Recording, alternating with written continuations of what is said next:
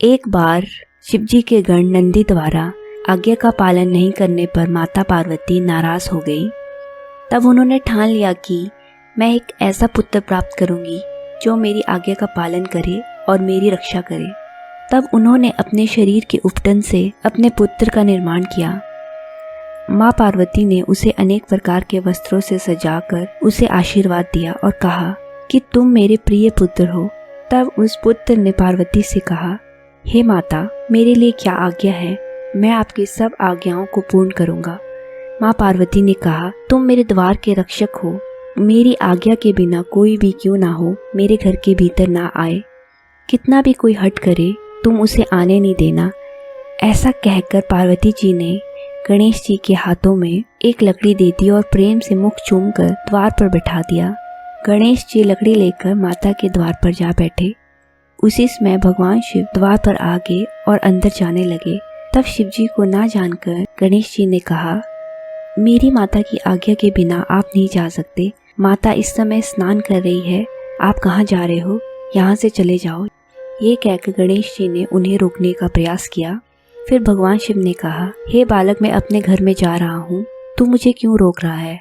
ऐसा कहकर जब गणेश जी के प्रवाहन आकर शिव जी फिर भीतर जाने लगे तो गणेश जी ने फिर उन पर लकड़ी से प्रहार किया। इस पर शिव जी को क्रोध आया और उन्होंने अपने गणों को आज्ञा दी, इस बालक को यहाँ से हटा ले। ऐसा कहकर शिव जी बाहर चले गए। शिव गणों ने बहुत प्रयास किया पर गणेश जी को वहाँ से हटा नहीं पाए और वे भगवान शिव के पास लौट गए। इससे भगवान शिव को काफ़ी क्रोध आया। वे फिर से गणेश जी के पास गए और उन्होंने गणेश जी को समझाने का प्रयत्न किया पर गणेश जी नहीं माने और गणेश जी ने कहा, आप अंदर तभी जा सकते हैं अगर आप मुझे हराए। ऐसा कहकर भगवान शिव और बालक में युद्ध होने लगा। भगवान शिव ने क्रोध में बालक गणेश का मस्तक धड़ से अलग कर लिया और भवन में प्रवेश कर लिया। माता पार्वती ने भगवान शिव का स्वागत किया। माता पार्वती ने 2 थालियों में भोजन परोसकर भगवान शिव को आमंत्रित किया। तब भगवान शिव ने हैरान होकर पूछा, ये दूसरी थाली किसके लिए है? माता पार्वती बोली, ये मेरे पुत्र गणेश के लिए है जो बाहर द्वार पर पहरा दे रहा है। क्या आपने उसे आते वक्त नहीं देखा? ये सुनकर भगवान शिव बहुत हैरान हुए और माता पार्वती को सारा वृतांत सुनाया। ये सुनकर देवी पार्वती क्रोध होकर विलाप करने लगी। देवी अपने रौद्र रूप में आ गई। देवी के क्रोध से सृष्टि में हाहाकार मच गया। तभी सभी देवता वहां एकत्रित हुए और माता की स्तुति करने लगे। तभी देवताओं ने कहा, हे देवी, हे जननी, हमारे अपराध को क्षमा करो। हे अंबिके, तुम्हारे स्वामी भी यहाँ उपस्थित है, उनकी ओर तो देखो।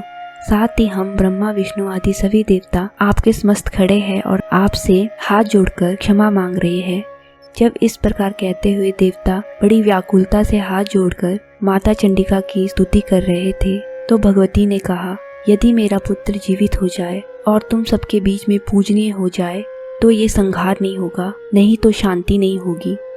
भगवती के ऐसा कहने पर सभी देवताओं ने भगवान शिव से प्रार्थना की और भगवान शिव ने कहा, ठीक है, हमें वही करना चाहिए जिसमें सब लोगों का मंगल हो।